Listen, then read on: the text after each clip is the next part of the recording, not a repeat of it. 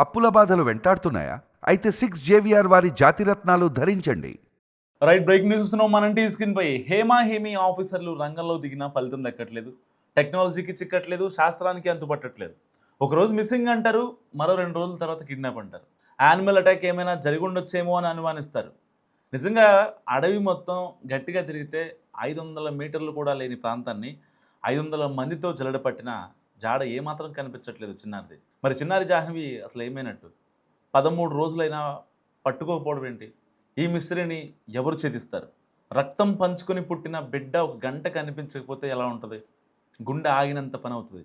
మరి అలాంటిది 12-13 రోజులుగా తన బిడ్డ కోసం గుండెలు బాదుకుంటోంది ఈ భవానీ అనే తల్లి. ఏమైపోయిందో, ఎటుపోయిందో, అసలు ప్రాణాలతో తిరిగి వస్తుందో లేదో అన్న ప్రశ్నలు తన మదిలో మెదలడంతో ఈ తల్లి చూస్తున్న నరకం నిజంగా వర్ణాతీతం. ఏ తల్లికి ఎలాంటి కష్టం రావద్దు. మిస్ అయిన మొదటి రోజు నుంచి ఇవాల్టి వరకు పాప కథ ఎన్నో మలుపులు తిరుగుతూ వచ్చింది. మొదట మిస్సింగ్ కేసు అన్నారు. కుటుంబ సభ్యులతో పాటు కలిసి పోలీసులంతా చుట్టుపక్కల ప్రాంతాన్ని జల్లెడబట్టారు. డే 2, డే 3 కూడా అదనపు బలగాలను రంగంలో దించి డ్రోన్లను ఎగరేసినా ఏమాత్రం ఫలితం దక్కలేదు. పాప దొరకలేదు. 4వ రోజు పాప కథలో మరో ట్విస్ట్. అప్పటిదాకా మిస్సింగ్ అన్న వాళ్ళంతా ఇది పక్కా కిడ్నాపేనంటూ మిస్సింగ్ కేసుని కాస్త కిడ్నాప్గా మార్చేశారు. జాహ్నవి తల్లి కూడా పాప ఎక్కడికి వెళ్ళలేదు, ఎవరో కిడ్నాప్ చేశారంటూ ఆరోపించడం అప్పటిదాకా ఉన్న మిస్సింగ్ కేసు స్వరూపాన్నే మార్చేసినట్లయింది. రోజులు గడిచే కొద్దీ మరింత మిస్టరీగా మారుతున్న ఈ కేసులో 7వ రోజు తర్వాత కొత్త అనుమానాలు వ్యక్తమయ్యాయి. జాహ్నవి కొండ చిలువ బారిన పడి ఉండొచ్చనే అనుమానాన్ని వ్యక్తం చేశారు తుని రూరల్ సిఐ చెన్నకేశ్వరరావు. అలాంటప్పుడు మాత్రమే దుస్తులు సహా ఎలాంటి ఆనవాళ్లు కూడా కనిపించకపోవచ్చన్న అభిప్రాయం ఉండడం అందరికీ ఆవేదన గురిచేస్తోంది. సో అదిగో వస్తుంది, ఇదిగో వస్తుంది అనుకుంటున్న తల్లిదండ్రుల బాధను రెట్టింపు చేసింది.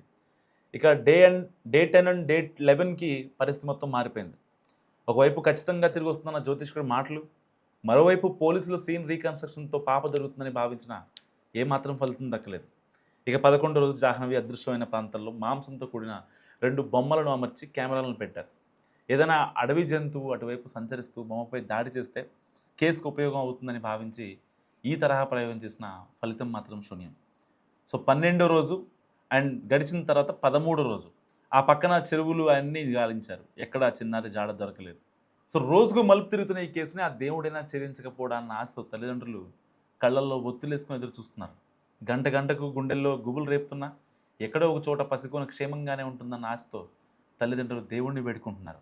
సో మరి ఇలాంటి నేపథ్యంలో అక్కడికి కొంతమంది జ్యోతిష్కులు రావటం, పిచ్చిగా మాట్లాడటం, మీ పాప భూమిలో కలిసిపోయిందంటూ వాళ్ళు మాట్లాడే మాటలు నిజంగా వెగటు పుట్టిస్తున్నాయి. సగటు మనిషి ఒకరి దగ్గరికి వెళ్ళి వాళ్ళ దగ్గర నుంచి ఎంతో కొంత ఎక్స్పెక్ట్ చేసి వాళ్ళ దగ్గరే పడుకుంటున్నారు, వారి దగ్గరే తింటున్నాడు. సో మీరు చూస్తున్నారు మనం టీవీ స్క్రీన్పై. ఇతని పేరు తిప్పయ్య అంట. తిప్పయ్యో తిమ్మప్పో ఏమన్నా మాట్లాడితే అఘోరి అని చెప్తాడు. సరిగ్గా 2 రోజుల క్రితం మనం టీవీ టీం తుని మండలం అగ్రహారానికి వెళ్ళినప్పుడు సో ఇతను మా కెమెరామ్యాన్తో ఒకసారి మాట్లాడాడు. ఎట్టి పరిస్థితుల్లో మనం టీవీని మమ్మల్ని ఇంటర్వ్యూ చేయండి, మీ దాంట్లో వ్యూస్ బాగా వెళ్తున్నాయి, నేను చూశాను అని చెప్పి మస్కా కొట్టే ప్రయత్నం చేశాడు. వాస్తవానికి అక్కడికి వెళ్ళింది అసలు నిజమేంటో తెలుసుకోవడం కోసం, నిజంగా కొన్ని డాట్స్ కనెక్ట్ చేసుకునే ప్రయత్నంలో భాగంగా మనం టీవీ టీం సిహెచ్ అగ్రహారానికి వెళ్ళింది. అలాంటి క్రమంలో అక్కడ పాప ఏదైతే నివసించేటువంటి ఇల్లు ఉందో ఆ ఇంటి పైన పడుకొని అప్పుడే దిగి వచ్చాడనమాట. చాలా ఫ్రెష్గా వచ్చి అక్కడికి వచ్చిన మీడియా వాళ్ళతో మాట్లాడటం, లేకపోతే నన్ను ఇంటర్వ్యూ చేయండి అని మాట్లాడటం. పాప నాకు తెలుసు, నేను సీఎంలు చేశా, లేకపోతే వీళ్ళే అవుతారు సీఎం అని చెప్పి నేను కరాఖండిగా చెప్పినటువంటి వ్యక్తిని అని చెప్పి తనకు తాను ఈ సెల్ఫ్ డబ్బా కొట్టుకోవడం అందరం గమనించాం. సో అక్కడున్న మీడియా పర్సన్స్, కొన్ని శాటిలైట్ ఛానల్స్ కావచ్చు, కొంతమంది డిజిటల్ ఛానల్కి సంబంధించినటువంటి రిపోర్టర్లు కావచ్చు, వీళ్ళందరూ సో తనతో ఒకసారి మాట్లాడారు. మాట్లాడిన తర్వాత తన కంటెంట్ అర్థమైన తర్వాత ఎలాంటి ఆధారం లేకుండా అతను మాట్లాడే మాటలతో నిజంగా తల్లిదండ్రుల్లో ఒక హోప్ కలిగించి వాళ్ళని భయభ్రాంతులకు గురి చేయడం ఒక 2 రోజులు సాగింది. ఇప్పుడు అక్కడి నుంచి ఎక్కడికి కూడా వెళ్లకుండా బేసిక్గా సిహెచ్ అగ్రహారానికి వెళ్ళిన మీడియా వాళ్ళైనా, పోలీసు వాళ్ళైనా, ఎన్డీఆర్ఎఫ్ అయినా, ఎస్డీఆర్ఎఫ్ అయినా, సో కొన్ని వసతి గృహాలు ఉన్నాయి. ఆ తోట ఓనర్ ఎవరైతే ఉన్నారో అతను ఈ అందరికీ బస ఏర్పాటు చేస్తున్నారు. అండ్ వాళ్ళకి సంబంధించి ఎన్డీఆర్ఎఫ్, ఎస్డీఆర్ఎఫ్ ఇంకా వచ్చిన వాళ్ళకి మర్యాదలు చేయడం కావచ్చు, వాటర్ కావచ్చు, లేకపోతే ఫుడ్ కావచ్చు, మొత్తం ఆ తోట యజమాని చూసుకుంటున్నారు. సో ఇలాంటి నేపథ్యంలో ఇక్కడ ఉంటే ఫుడ్ అంతా అమరిద్దని అనుకున్నాడో లేదా ఇంకేమనుకున్నాడో తెలియదు కానీ, అంటే ఫేమస్ అవుతామని అనుకున్నాడా ఏదో తెలియదు కానీ, కట్ చేస్తే 3 రోజుల నుంచి సిహెచ్ అగ్రహారాన్ని ఈ యొక్క జ్యోతిష్యుడిగా చెప్పుకున్నటువంటి అఘోరా, మరి అఘోరానో ఏంటో అసలు ఎవరికీ తెలియదు, చెప్పుకుంటున్నాడు అక్కడికి వచ్చి ఫేమస్ అవుదామని. మరి ఇలాంటి వాళ్ళని నిజంగా ఎంకరేజ్ చేయడం కరెక్టా? అంటే వాళ్ళ ఎమోషన్స్తో అసలే వాళ్ళు పాప కనిపించక వచ్చిద్దో రాదో అని మీమాంసలో బతుకుతున్నారు తల్లిదండ్రులు. మరి అలాంటి వాళ్ళ దగ్గరికి వెళ్ళి పాప క్షేమంగానే వస్తుందని చెప్పి వాళ్ళ దగ్గర సెట్ అయిపోయి, మళ్ళీ ఇప్పుడు మీ పాప భూదేవిలో కలిసిపోయింది, భూమిలో కలిసిపోయింది అని చెప్పి మాట్లాడటం ఎంతవరకు కరెక్ట్? నిజంగా ఇలాంటి వాళ్ళని ఏమనాలి అసలు? తిన్నింటి వాసాలు లెక్క పెట్టడం కాదా? వాళ్ళ దగ్గర ఆశ్రయం పొందుతూ వాళ్ళ ఫుడ్ తింటూ వాళ్ళకి మనశ్శాంతి లేకుండా చేసే మాటలు ఎంతవరకు కరెక్ట్? పైన వాళ్ళ డాబా పైన పడుకోవడం అండ్ మళ్ళీ కిందకి రావడం, పిచ్చి పిచ్చిగా మాట్లాడటం నైటు, అండ్ మళ్ళీ పైకి వెళ్ళి పడుకోవటం, టైం కాని టైంలో బిల్డింగ్ దిగటం, కింద బయట పడుకునే అయితే చిన్నారి వాళ్ళ అమ్మ నాన్న వాళ్ళ అత్తగారు వాళ్ళ వదిన వీళ్ళందరూ అక్కడ కిందే పడుకుంటారు. నేను చూశాను, నేనే ప్రత్యక్ష సాక్ష్యం. సరిగ్గా 2 రోజుల క్రితం 9 గంటలకి మేము అక్కడికి వెళ్ళినప్పుడు, ఆ స్పాట్కి పాప మిస్ అయిన స్పాట్కి వెళ్ళినప్పుడు ఈ యొక్క అఘోరాగా చెప్పుకున్న తెమ్మప్ప సో అతను అప్పుడే ఫ్రెష్గా మా బిల్డింగ్ పైన దిగుతున్నాడు అనమాట. ఆ తోటలో ఉంటుంది కదా, వీళ్ళందరూ నివాసం ఉంటారు కదా, సో అక్కడ నుంచి దిగుతున్నాడు. దిగి ఈ వచ్చినటువంటి మీడియా వాళ్ళతో ఏ ఛానల్ ఏంటి, మీకు ఎంత వ్యూవర్షిప్ ఉంది, మీకు ఎంత సబ్స్క్రైబర్లు ఉన్నారు, ఎంత అడిగి మాట్లాడి కనుక్కొని, ఓకే వీళ్ళకి ఇస్తే నేను కొంచెం బెటర్ అవ్వచ్చు, ఓకే వీళ్ళకి ఒక 10 లక్షల మంది ఉన్నారు, ఓకే వీళ్ళకి ఒక 20 లక్షల మంది ఉన్నారు, వీళ్ళకి ఇస్తే నేను జనాల్లోకి ఈజీగా వెళ్ళిపోవచ్చు అనే దానికోసం అతను వచ్చాడు. అఘోరానా? ఎట్లా అఘోరా అంటారు నిన్ను? నేను అడిగాను ఒక మాట, మిమ్మల్ని మీ బయట తీసుకుంటాను, మీతో మాట్లాడతాను, పాప క్షేమంగా ఉందంటున్నారు కదా, ఆ రోజు క్షేమంగా ఉందని చెప్పాడు, ఈ రోజుకి క్షేమంగా లేదని వాళ్ళ అమ్మ నాన్న భయపడుతున్నాడు. ఆ రోజే నేను అడిగాను, నిజంగా క్షేమంగా ఉందంటున్నారు కదా, ఎలాంటి తపస్సు చేసి ఎలాంటి ధ్యానం చేసి మీరు చెప్తున్నారు, ఏ శక్తులు ఉన్నాయి, అంటే మీరు ఆరాధించేది ఏ దేవుడిని, అసలు అంటే ఎలా చెప్తున్నారు, ఏ బేసిస్ పైన చెప్తున్నారని జస్ట్ ఒక బేసిక్ క్వశ్చన్ అడిగాను. దానికి నేను చేసిన పనులు చాలా ఉన్నాయి, నా దగ్గర ఫొటోస్ ఉన్నాయి, లేకపోతే నా దగ్గర మీకు తెలుగు వచ్చా, మీకు చదువుకోండి అని చెప్పి నాకు కొన్ని పేపర్లు ఇచ్చే ప్రయత్నం చేశాడు.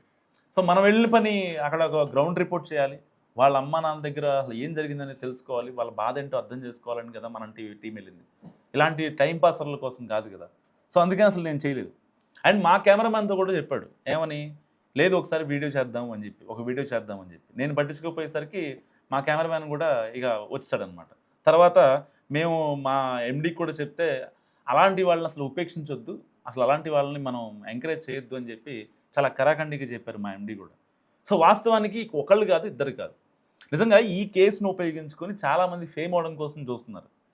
అసలు మిస్ అయిన పాప ఎక్కడుంది, మరి ఆ పాప సేఫా కాదా? సో అక్కడ ఎందుకంటే కనీసం ఆ ట్రాప్లో కూడా, పోలీసుల ట్రాప్లో కూడా ఏదైతే వన్యమృగాలు ఏమీ పడలేదు కాబట్టి నిజంగా ఆ అమ్మాయి కిడ్నాప్ జరిగిందనే కోణంలోనే ఇప్పుడు పోలీసులు కూడా చాలా గట్టిగా ఎంక్వైరీ చేస్తున్నారు.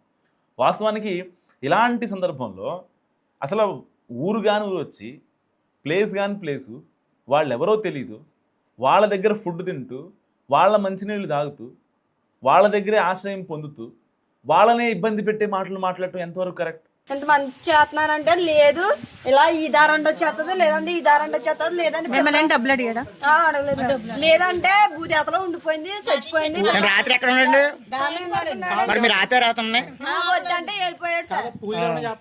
ఇప్పుడు నైట్ కి ఒంటిగా నేను దానం చేస్తాను, లేదంటే చెట్టు చచ్చిపోయింది. అసలు పిల్లలతో ఎవరెవరో ఏం జరిగితే ఇంకా నైట్ మొత్తం కూర్చొని. మరి అలాంటినప్పుడు ఇన్ఫర్మేషన్ ఉన్నప్పుడు బయట ఉన్న పోలీసులకు ఒకసారి చెప్పకూడదా మీరు? ఎస్సీ గారికి ఎవరో చెప్తే ఇబ్బంది లేకుండా మాట్లాడితే మీరు చెప్పాలి. అలాంటి ఎవడ బెదిరంతా సీఎం అనే, ఎవడ బెదిరంతా సీఎం. ఎంతమంది నీకు పిల్లలున్నారా? ఏమన్నారమ్మా, ఏమన్నారు? ఇదే మాట ఏమన్నారు? ఎప్పుడు ఉండిపోయింది నా మాట వెళ్ళిపోయింది, పాప భూదేతలో ఉంది. అలాంటి మాటలు ఇంతమంది చేస్తున్నానంటే లేదు, ఇలా ఈ దారంటే వచ్చేస్తుంది, లేదంటే ఈ దారంటే వచ్చేస్తుంది, లేదంటే డబ్బులు అడిగాడా? అడగలేదు, లేదంటే బూదేతలో ఉండిపోయింది, చచ్చిపోయింది. రాత్రి ఎక్కడ ఉండండి? అంటే అర్థం కాని ప్రశ్న. మిమ్మల్ని మీరు ఫేమ్ చేసుకోవడం కోసం ఇలాంటి అఘోరాలు, ఇలాంటి జ్యోతిష్యులు, అసలు మీకు ఏ బేసిస్ పైన మీకు అఘోరా అనాలి, ఏ బేసిస్ పైన మిమ్మల్ని జ్యోతిష్యం అనాలి? ప్రతి ఒక్కళ్ళు మాట్లాడటమే. పాప చనిపోయింది, పాప తిరిగి రాదు, పాప భూదేవిలో కలిసిపోయింది, అక్కడ ఆ చెరువులో పడిపోయింది, ఈ చెరువులో పడిపోయింది, పాప సేఫ్గా ఉండాలి, పాప కిడ్నాప్ జరిగి ఉంటుందని చెప్పి మనం టీవీ గత 7 రోజులుగా చెప్తుంది. సో చాలామంది ప్రభుత్వ ఆఫీషియల్స్ కావచ్చు, లేదంటే రెవెన్యూ టీం, ఇటు ఎన్డీఆర్ఎఫ్, ఎస్డీఆర్ఎఫ్ అధికారులు, అక్కడికి విజిట్ చేసిన పోలీసులు, ఇటు అటవీ శాఖ వాళ్ళు, వీళ్ళంతా చెప్పేది ఒకటే, గాలిస్తున్నాం. గత 13 రోజులుగా గాలింపు కొనసాగుతూనే ఉంది. మధ్య మధ్యలో వర్షం వస్తే ఆగుతుంది, కానీ పాప ఆచూకీ మాత్రం ఎక్కడ దొరకట్లేదు. సో ఇక్కడ ఇలాంటి సినారియోలో అసలు పాప మిస్ అయిన ప్లేస్ నుంచి వాళ్ళ ఇంటికి సరిగ్గా ఒక 30 మీటర్ల డిస్టెన్స్ ఉంటుంది. ఆ 30 మీటర్లలో ప్రత్యక్ష సాక్షి చెప్పినటువంటి ఇన్ఫర్మేషన్తో వాళ్ళ అమ్మ, వాళ్ళ నాన్న, ఎవరైతే ఒక ఊరతను, ఆ సిహెచ్ అగ్రహారానికి సంబంధించిన వ్యక్తి, ఆ పాప అండ్ పెంపుడు కుక్క ఈ ప్లేస్ దగ్గర ఉన్నారు, మీ ఇంట్లో ఉన్నారో లేదో చూసుకోండి అని చెప్పిన తర్వాత ఆ పాప మిస్ అయింది. సరిగ్గా జూన్ 6 శనివారం ఉదయం 11:15. సో ఇప్పుడు ఏదైతే మీరు చూస్తున్నారో ఇన్ని రోజులుగా, గత 10 రోజులుగా సోషల్ మీడియాలో మీరు ఏదైతే సీసీ ఫుటేజ్ చూస్తున్నారో ఆ ఫుటేజ్ వాళ్ళ ఇంటి పక్కనే ఎక్కడైతే డిసప్పియర్ అయిందో, బట్ లాస్ట్ సీన్ మాత్రం కెమెరాలో మాత్రమే డిసప్పియర్ అయింది ఆ అమ్మాయి. ఆ తర్వాత దాదాపుగా 30 మీటర్ల డిస్టెన్స్ ఉంటుంది అండ్ చుట్టూ పామాయిల్ చెట్లు ఉంటాయి కాబట్టి కెమెరాకి విజిబిలిటీ లేదు. సో ప్రత్యక్ష సాక్షి ఎవరైతే చూసి మీ పాప ఎక్కడ ఉంది, దగ్గరికి వెళ్దామంటే భయం వేస్తుందని చెప్పాడు. నిజంగా చిన్న పాపను చూస్తే భయం వేస్తుందా? ఒక కుక్కకి, పెంపుడు కుక్కకి భయం వేస్తుందా? ఎందుకంటే వీళ్ళు అదే పామాయిల్ తోటలో 24 ఏళ్ళ నుంచి నివాసం ఉంటున్నారు. నిజంగా వాళ్ళ పిల్లలు ఊళ్ళో అందరికీ తెలుసు. అగ్రహారానికి సంబంధించిన కొంతమంది బయట ఊరికి వెళ్ళిపోయినా, తునికి, లేకపోతే చదువుకోవడానికో, లేకపోతే ఇక్కడ సరిగ్గా మనం వ్యవసాయం చేసుకోలేకపోతున్నాం అని చెప్పి వేరే ప్రాంతానికి వెళ్ళటం, ఇంకోటి జరిగినా 24 ఏళ్ళ నుంచి వాళ్ళు ఉంటున్నారు కదా అక్కడ. అందరికీ తెలుసు ఆ పామాయిల్ తోటలో వాళ్ళే ఉంటారని. మరి అక్కడ పక్కన ఆల్రెడీ జీడిపిక్క తోటలు, లేకపోతే అడవి, మొత్తం డీప్ ఫారెస్ట్ ఇదంతా ఉందని తెలుసు. అక్కడ చిన్న పాప ఉందని తెలుసు, అక్కడ పెంపుడు కుక్క ఉంది, మళ్ళీ ఎక్కడ మనల్ని ఇబ్బంది పెట్టిద్దు అనే భయంతో వెళ్ళిపోయాడంట. అసలు ఇది ఎంతవరకు కరెక్ట్? పోలీసులు ఈ కోణంలో ఎందుకు డీకోడ్ చేయలేకపోతున్నారు? వాస్తవాలని అంటే ప్రజల ముందు ఉంచడానికి పోలీస్ యంత్రాంగం ఎంత గాలిస్తున్నా, ఎంత కృషి చేస్తున్నా కూడా ఇలాంటి డాట్స్ని కనెక్ట్ చేయడంలో ఎందుకు ఇంకా ట్రాప్? ఎంతవరకు trap? Already plan A fail అయిందని పోలీసులు చెప్తున్నారు, ప్లాన్ బి స్టార్ట్ చేసాం, టెక్నికల్గా ఎవిడెన్స్ కోసం చూస్తున్నాం అని చెప్తున్నారు. ఇంకా ఎవిడెన్స్ ఎందుకు రావట్లేదు? సరే, ఇటు కుక్క పోస్ట్ మార్టం ఏదైతే ఉందో దాంట్లో ఆల్రెడీ కుక్క యూజువల్ డెత్, ఏదైతే చిన్న పాప జాహ్నవి మీద బెంగతో చనిపోయిందని చాలా కరాఖండిగా చెప్తున్నారు. మరి ఇలాంటి నేపథ్యంలో టెక్నికల్ ఎవిడెన్స్ తీయడంలో ఎందుకు మిస్ అవుతున్నారు? 4 అరెస్ట్ చేసాం, వాళ్ళ స్టేట్మెంట్లు తీసుకున్నామని చెప్తున్నారు. వాళ్ళు చెప్పింది ఏంటి? అసలు ఇప్పటిదాకా ఒక సమగ్ర విచారణ ఎందుకు చేపట్టలేదు దీని మీద? ఇప్పటి వరకు ఒక అంటే అందరూ కలిసి, అన్ని డిపార్ట్మెంట్లు కలిసి, నిన్న already home minister Vangalapudi Anitha కూడా అక్కడికి వచ్చి వాళ్ళ అమ్మ నాన్నని పరామర్శించారు. సో ధైర్యం చెప్పారు వాళ్ళకి, మీడియాలో ఫేక్ న్యూస్లు స్ప్రెడ్ చేద్దని చెప్పారు. సో ఇంతమంది ఆఫీషియల్స్ వస్తున్నారు, ఇంతమంది అధికారులు వస్తున్నారు, ప్రభుత్వాలకు సంబంధించిన ప్రతినిధులు వస్తున్నారు. మరి అసలు చిన్నారి జాహ్నవి ఆచూకీ ఎక్కడ అనేది ఎవరు తేల్చలేని పరిస్థితి. మరి మీరేమనుకుంటున్నారు? మస్ట్ కామెంట్ చేయండి.